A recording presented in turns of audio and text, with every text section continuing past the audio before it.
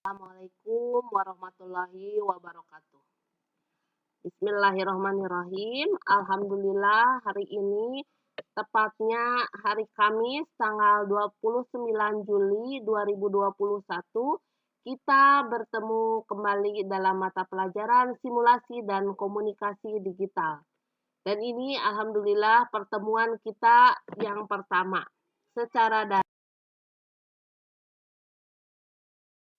Nama Ibu sendiri, Ibu Ning Hanifah, bisa dipanggil dengan Ibu Ning, yang akan mengajar kalian mata pelajaran simulasi dan komunikasi digital.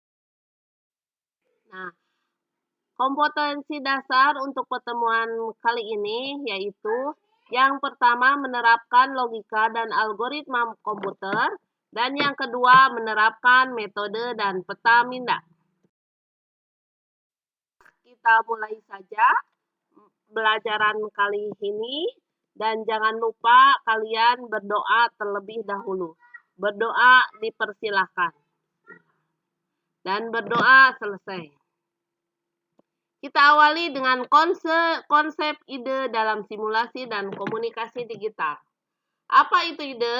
Ide yaitu imajinasi atau rancangan solusi terhadap masalah yang dihadapi sebagai hasil pemikiran baik yang bersifat spontan atau melalui proses pemikiran yang lama.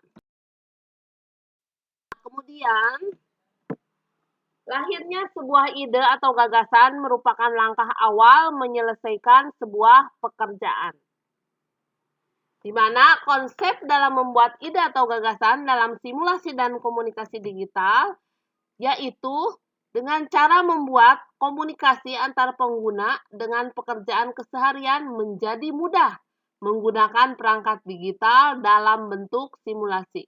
Itu konsep dari simulasi dan komunikasi digital.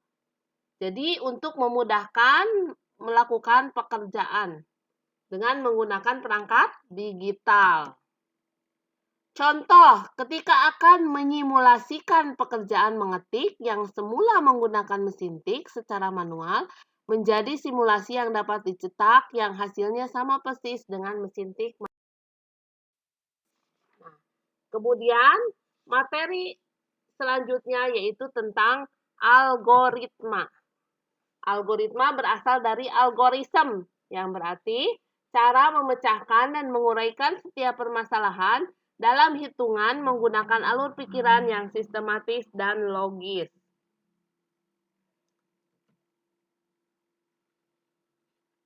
Logis jika pemikiran tersebut dapat diterima akal dan penalaran secara ilmiah. Logis atau logika identik dengan akal dan dapat diterima secara ilmiah. Logika berasal dari kata logos, yang berarti hasil pemikiran yang disampaikan dalam kata-kata, tulisan maupun verbal.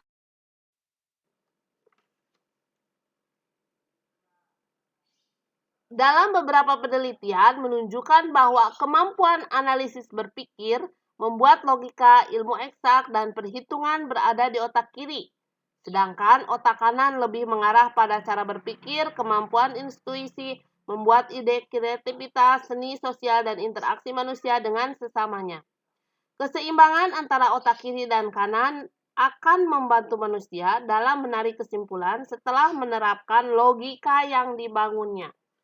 Berikut jenis penalaran dalam menarik kesimpulan. Ada dua, yaitu yang pertama, kesimpulan induktif. Apa itu kesimpulan induktif? Yaitu proses pengambilan kesimpulan berdasarkan pernyataan umum ke pernyataan khusus. Dan yang kedua yaitu kesimpulan deduktif, yaitu kesimpulan berdasarkan pernyataan khusus ke. Bagaimana cara menulis algoritma? Menulis algoritma ada 3 macam, yaitu yang pertama bisa dengan menggunakan natural alami atau bahasa alami seperti bahasa Inggris atau bahasa Indonesia. Kemudian yang kedua bisa dengan menggunakan flowchart atau bagan alur. Apa itu flowchart? Flowchart yaitu bagan atau chart yang menunjukkan aliran atau runtutan data flow yang terjadi dalam program secara logika. Dan yang ketiga, cara menulis algoritma itu dengan pseudokode, yaitu merupakan penyusunan dan penulisan logika dalam bentuk notasi kode yang mirip dengan bahasa pemrograman tertentu, tetapi tidak mewakili dari bahasa pemrograman yang akan contoh algoritma. Di sini Ibu contohkan yaitu program untuk menjumlahkan dua bilangan. Itu adalah merupakan header-nya, judulnya. Program untuk menjumlahkan dua bilangan. Kemudian ada yang harus dideklarasikan untuk menjumlahkan sebuah bilangan, yaitu ada A, variabel A, B, dan hasil.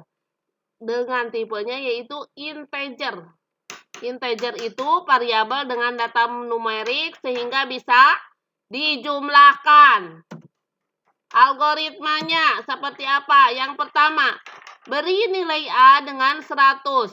100 itu merupakan contoh yang Ibu berikan, contoh angka. Yang kedua, beri nilai B dengan 135.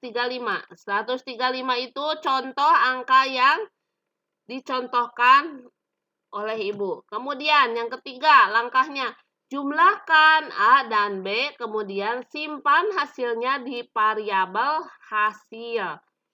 Nah, langkah selanjutnya yaitu cetak nilai hasil, dan setelah tercetak baru selesai. Runtutannya itu sangat logis, jadi harus berurutan untuk sebuah algoritma. Di sini ada simbol-simbol dari flowchart. Ada terminator, garis alir, preparation, proses, input, output, dan subprogram, decision, on page connector, off page connector. Flowchart itu seperti apa? Yang pertama, ada terminator untuk memulainya. Ya, sesuai simbol yang tadi dijelaskan, ada mulai, kemudian flow-nya itu tanda panah, kemudian setelah memulai baru proses penginputan variabel. Variabel X-nya 100, kemudian variabel Y-nya 136. Itu 100 dan 136 merupakan contoh angka yang diinputkan. Kemudian ada alur lagi, flow lagi, kemudian masuk ke proses selanjutnya yaitu penghitungan hasil, di mana penghitungan hasil tersebut penjumlahan dari A dan B, di mana A dan B itu variabelnya berisi nilai X dan Y. Kemudian ada flow lagi, dan setelah itu, setelah diproses, maka akan menghasilkan sebuah penjumlahan. Cetak hasil, ada hasil dari penjumlahan yang tadi. Kemudian ada flow lagi, dan terakhir ada bagan berupa atau chart berupa selesai. Seperti itu. Ini adalah contoh dari sebuah flowchart. Nah, kompetensi dasar untuk pertemuan kali ini yaitu yang pertama, menerapkan logika dan algoritma komputer. Dan yang kedua, menerapkan metode dan peta minda.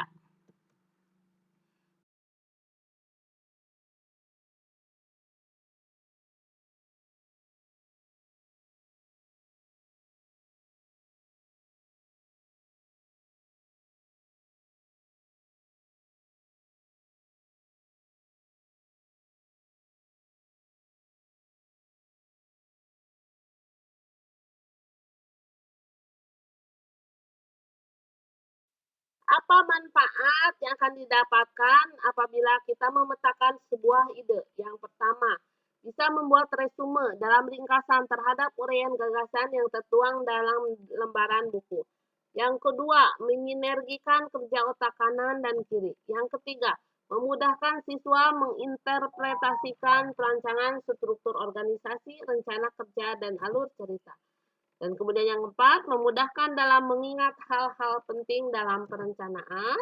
Dan selanjutnya menghemat waktu serta memudahkan dalam mengulang ringkasan uraian yang.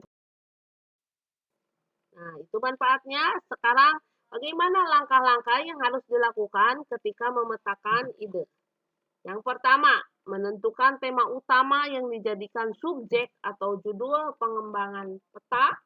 Yang kedua, identifikasikan setiap cabang-cabang yang mungkin ada dalam tema tersebut, seperti kegiatan yang mungkin dilakukan dan substruktur organisasi yang dapat dibuat dan lainnya.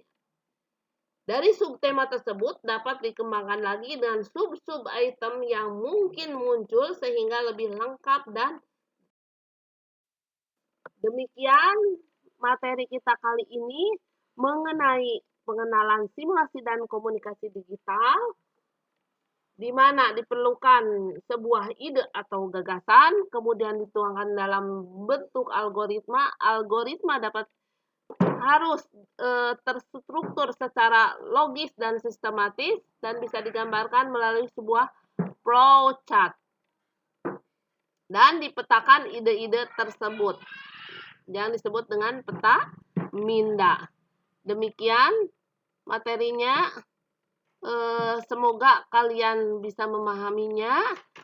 Tetap sehat, tetap belajar, tetap semangat, tetap berprestasi, tetap berkarya. Jangan lupa protokol kesehatan.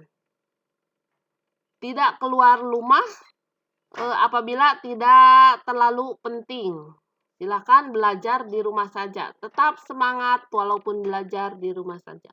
Wabillahi taufiq wal hidayah. Wassalamualaikum warahmatullahi wabarakatuh.